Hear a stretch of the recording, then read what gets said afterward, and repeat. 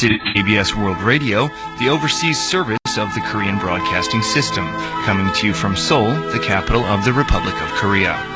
We now begin today's English broadcast on KBS World Radio.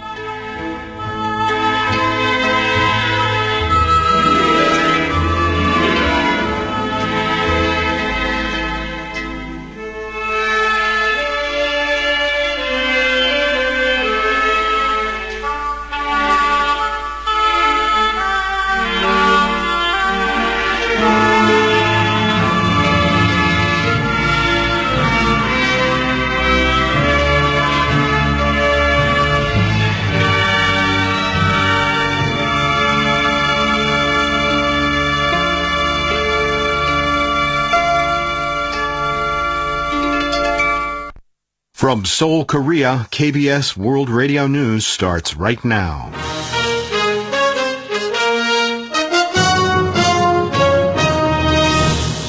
On today's broadcast, North Korea launches another ICBM with a 10,000-kilometer range. Kim Jong-un claims now the U.S. is completely under North Korea's striking range. And President Moon calls an emergency meeting and orders additional THAAD deployment. This is KBS World Radio News. I'm Kurt Ashen.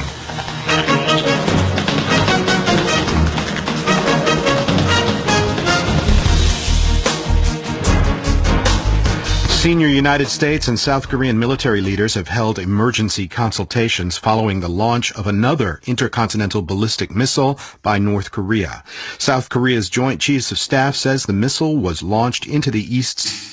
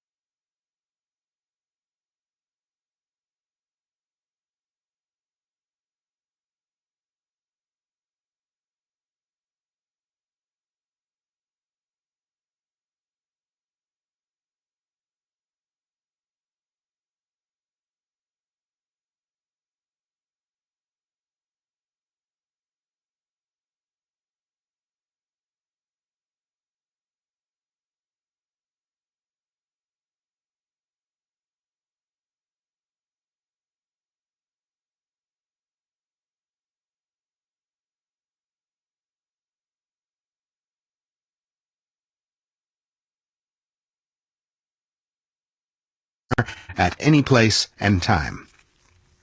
President Moon Jae-in has called an urgent National Security Council meeting following North Korea's additional intercontinental ballistic missile launch late Friday.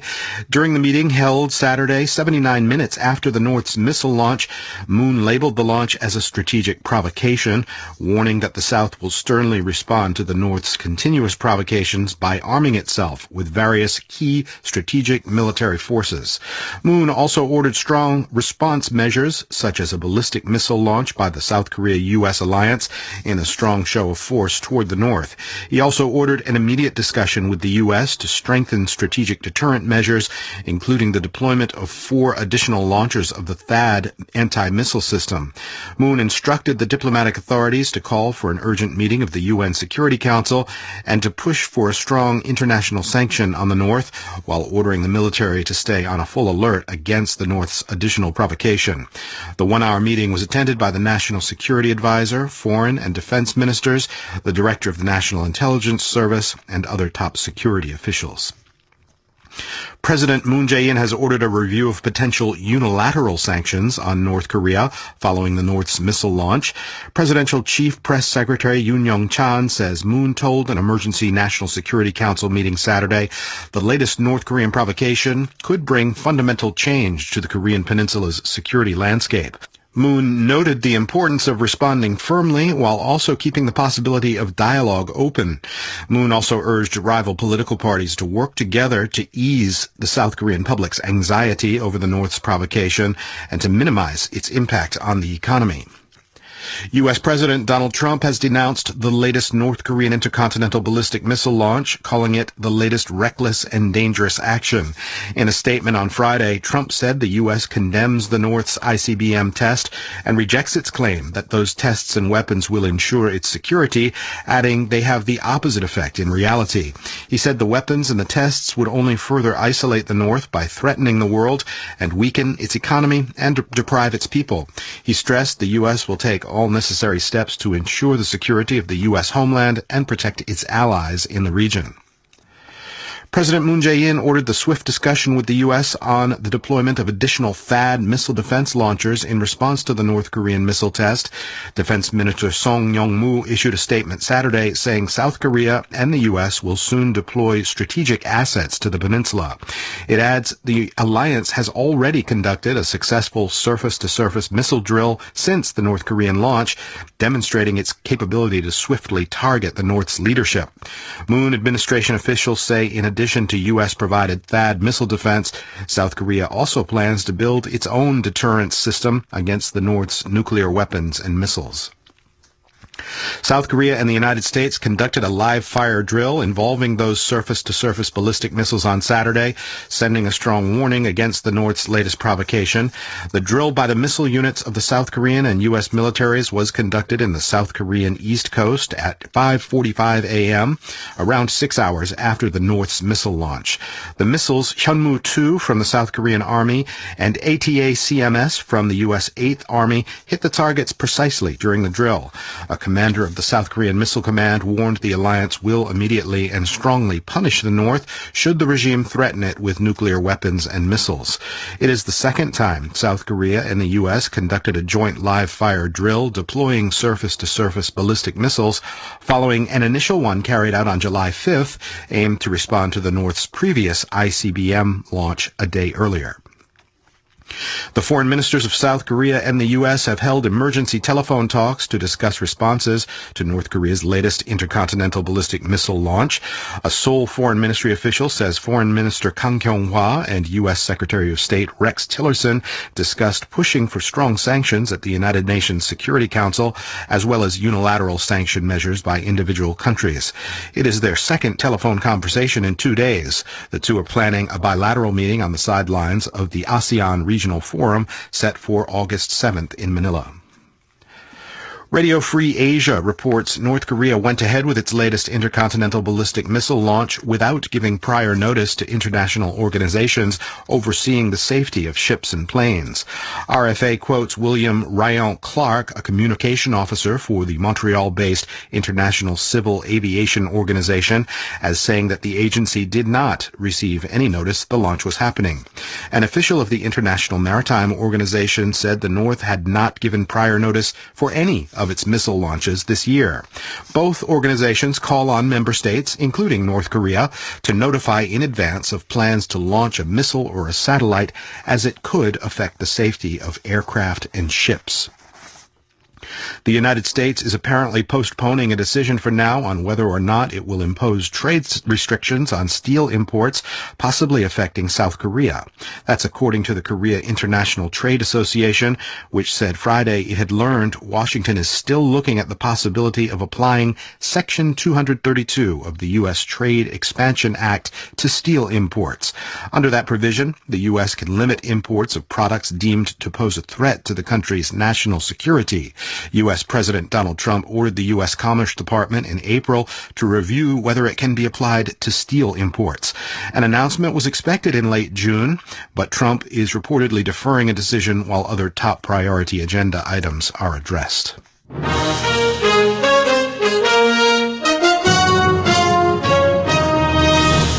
And that is the news from KBS World Radio's News Center in Seoul.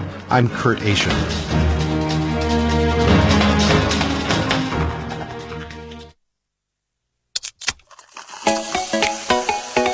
Hello, listeners. We have a maintenance announcement for you. The reception condition of our broadcast towards South America on 9.580 megahertz between 0200 and 0300 hours UTC will be affected from July 7th until November 30th this year due to maintenance work at Kimje Transmission Station. We apologize for the inconvenience and thank you in advance for your patience.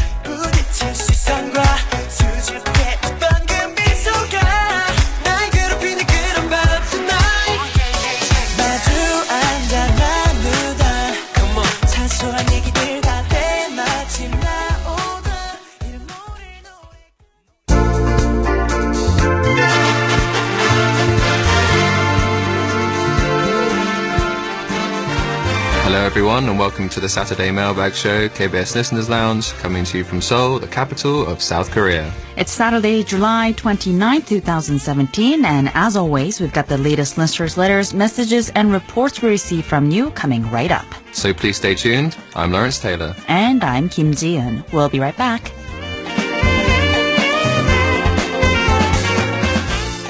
Happy Saturday. Happy Saturday to you. How are you today? I am doing all right. It's gotten, either that I've become more used to the heat or the heat's gotten a little better. Today's definitely cooler. Definitely. I think it might have something to do with the lower humidity level. But Right. Not sure what it is, but it's gotten more bearable this week, I think. I have a question for you, Lawrence. It seems like I always do now. Do you like animals? Yes, I do. I grew up in a house with cats. Ooh. Cats and hamsters. Probably not the best mix. Ooh. Actually, I do remember when I was a kid, I was like 8 years old. And I remember my mum always saying that, like, hamsters get lonely. And there's one special type of hamster that you can keep with other ones. It's like a Russian hamster, really, really small. And I remember I had it for maybe 2 weeks. You can kind of see where the story's going. I had it for 2 weeks, and the next door neighbor's cat, not my cat, actually got to one of them. Aww. So yeah, that was a short-lived. Oh my God, that must have been really traumatic, though. Yeah, like 8 years old.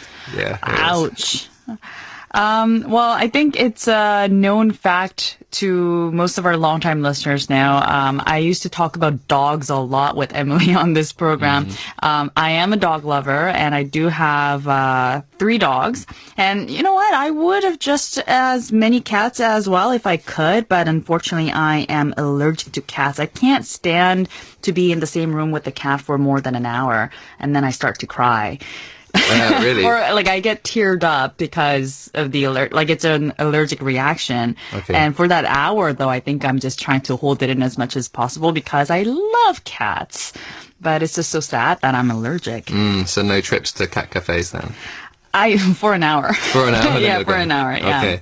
But speaking of cats, though, today is actually a very special day for a certain type of cat, isn't it? That is true. I just recently found out that today is Global Tiger Day, a whole day dedicated to tigers all around the world. That's right. Global Tiger Day is celebrated every year on July 29th.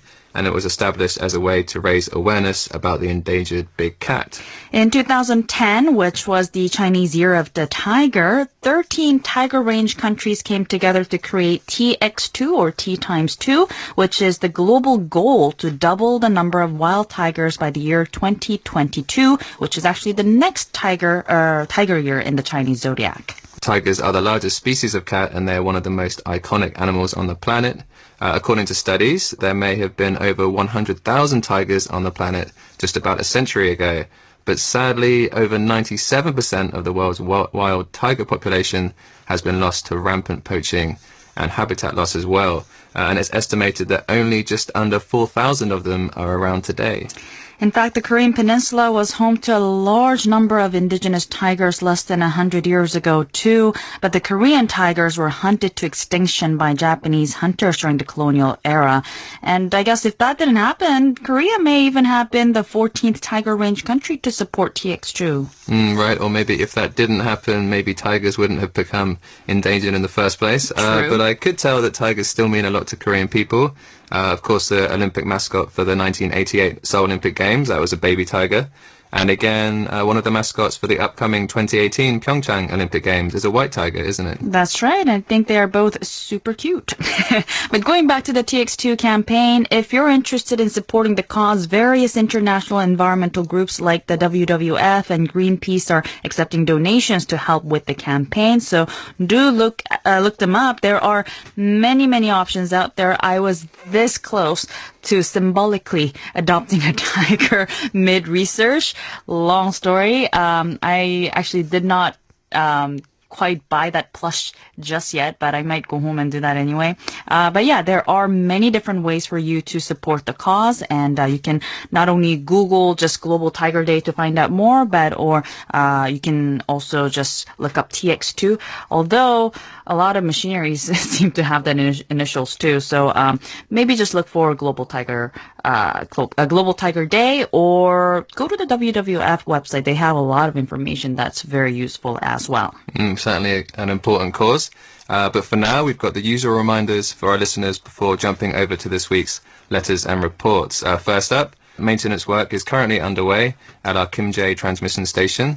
It is said to affect our broadcast on 9.580 megahertz from 0200 to 0300 hours UTC, and that will last until November 30th. Please be advised when tuning in to us via the broadcast, and we apologize for any inconvenience this may cause you. And secondly, we are still accepting the hard copies of the Overseas Listener Satisfaction Survey, and we will continue to do so until the end of August. Thank you in advance for all your troubles, and also thank you to those who have already sent us the survey forms our way. We'll take a quick break now, but when we come back, we'll share with you some of the letters and reception reports we received from you this week, so stay tuned.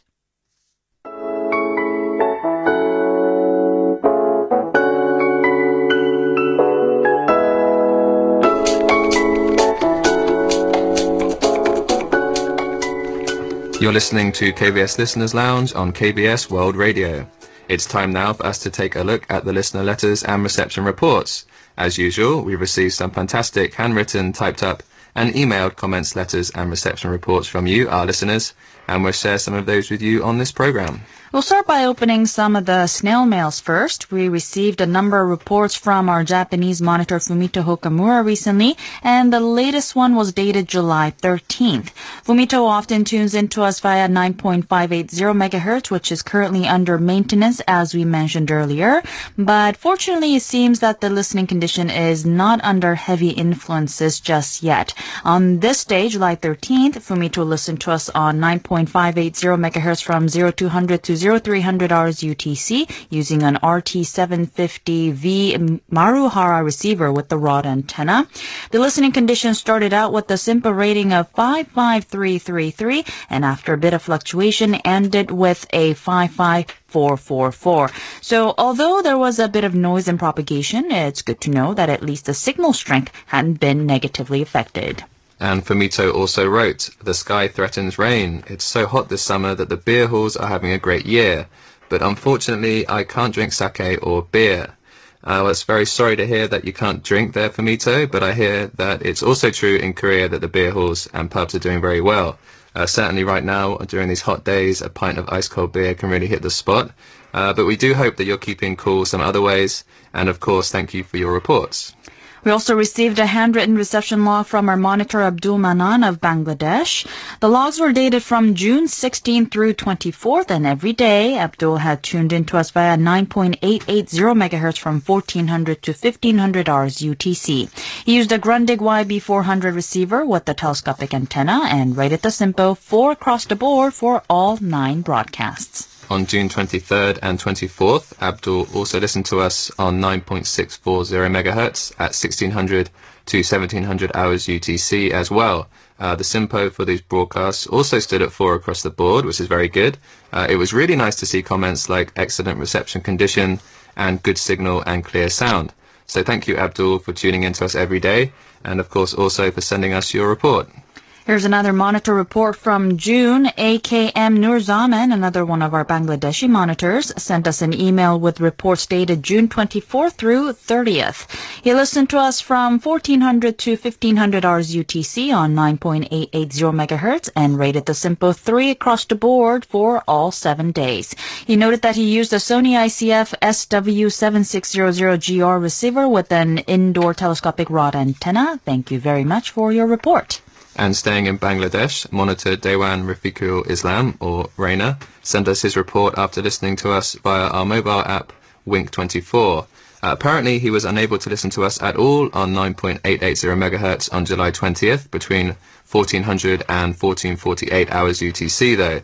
He said that the signal could not be found due to heavy interference by guess who? Of course, it was China Radio International. So on July 22nd, he listened to Listener's Lounge on the Wink app instead, and the SIMPO of it rated 5 across the board. In addition, Raina wrote, "Today, all of our members listened to your programs together. We all like KBS very much. Many thanks for the informative program. You know, my son is now a KBS listener. Now he is a KBS fan. He reads in Class 10 in Naogaon KD School. And next year he will take the SSC examination, so please pray for him." I was curious about this SSC exam that I had never heard of before, so I looked it up and found that it's short for the Secondary School Certificate Examination, and that it is a public examination in Bangladesh, India, and Pakistan conducted as completion exam for secondary education. It's for grade 10 students, and it's apparently an equivalent to England's GCSE, if that makes more sense to you, Lawrence. It does, yeah. When you're like 15, 16, you take that. So it's the equivalent of that. Still makes little sense to me. But anyway, good luck on the SSC, young Mr. Manan, if you're listening. And hopping over to Europe, listener Andrew Kuznetsov of Latvia sent us an emailed reception report. According to his email, Andrew tuned into us on July 13th on 7.275 megahertz from 1758 to 1830 hours UTC. He did so using a portable Grundig Yacht Boy 400 receiver and a 75-meter long wire antenna, and he found the signal strength fair with a SIMPO rating of 33522. He gave us lots of details on the content he heard, including the individual items on Seoul Calling, so thank you very much, Andrew.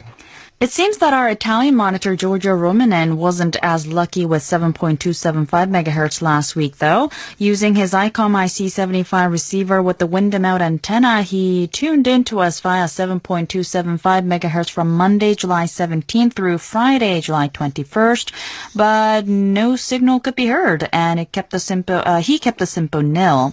He was able to hear us on 9.515 megahertz, though, between 1600 and 1700 hours UTC. On the same 5 days that I mentioned earlier, the SIMPO for 9.515 megahertz ranged from 24332 to 34333. Thank you very much, Giorgio. Staying in Europe, the reception condition appears to have been much better in Germany. Listener Dieter Sommer sent us an email and said that he listened to KBS 4 times a week via shortwave. And as for the reception report, he said he used a Yaesu FT840 and ATS 909 receiver with a T2 FD antenna, and he tuned into us on 9.515 megahertz on July 16th from 1615 to 1700 hours UTC. He gave us some details on what he heard, and he rated the SIMPO at 55544, which is very good. So thank you, Dieter. Here's another report on 9.515 megahertz from Europe. Listener Tor Gunnarsson of Sweden sent us an email after listening to us on July 25th, and here is what he wrote. Dear friends, my name is Tor, and I'm 68 years old and married with a Thai woman. We have a daughter who is 23 years old. We are living in a small village named Radiobrook on the west coast of Sweden, about 45 kilometers northeast of the city Halmstad. I have been interested in DXing since 1965. And I'm also interested in fishing and gardening. I listened to KBS World Radio on July 25th on the frequency 9.515 megahertz. My receiver is a Drake R7 communication receiver with an L antenna 35 meters long. And he also gave us quite a lot of details on what he heard, including timestamps, and he rated the SIMPO at 44333 throughout. And he also wrote, during the broadcast, there was a moderate atmospheric noise and moderate fading. There was an interesting choice of program, from the economy through to the Olympic Games to festivals. I liked it, so thank you very much. Thank you very much, Tore.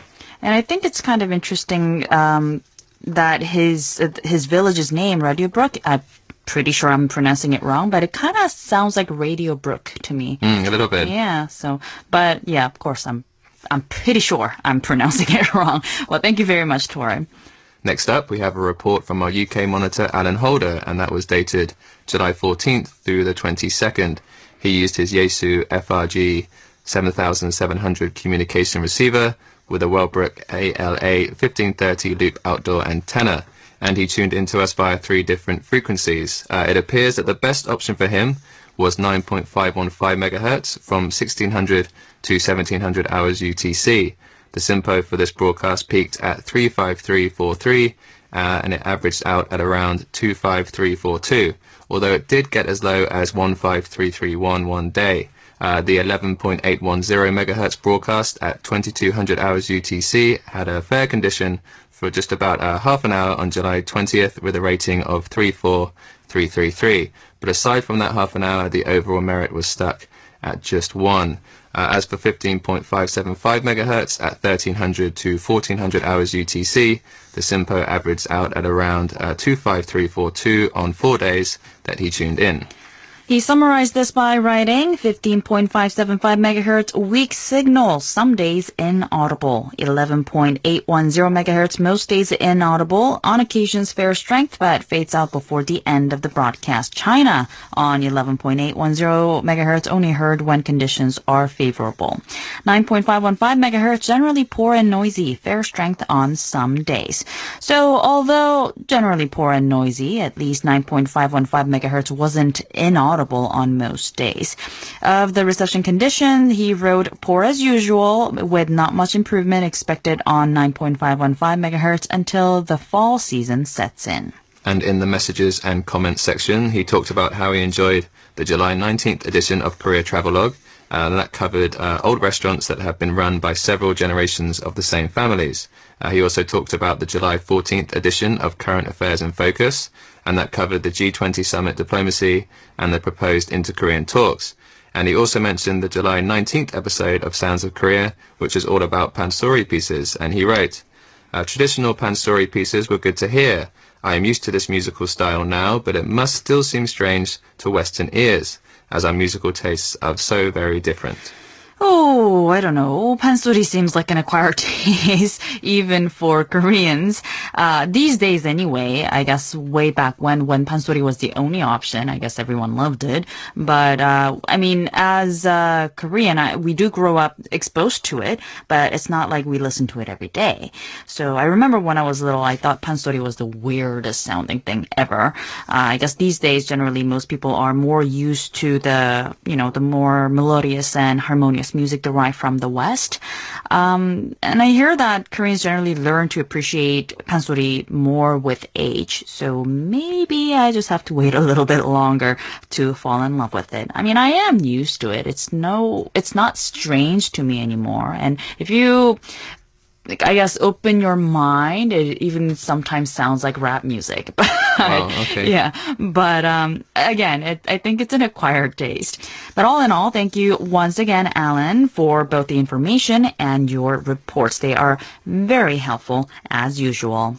And that's all the time we have for the letters, emails, and reception reports from you today. We'll be sure to send out the corresponding QSL cards to everyone who requested.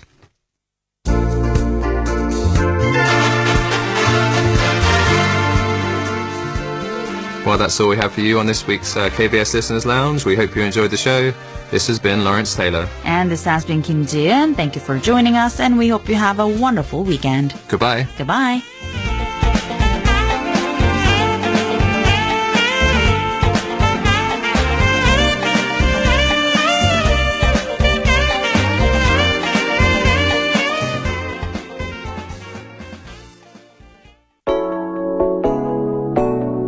Thank you for tuning in to KBS World Radio. KBS World Radio is Korea's flagship international broadcaster, airing in 11 different languages.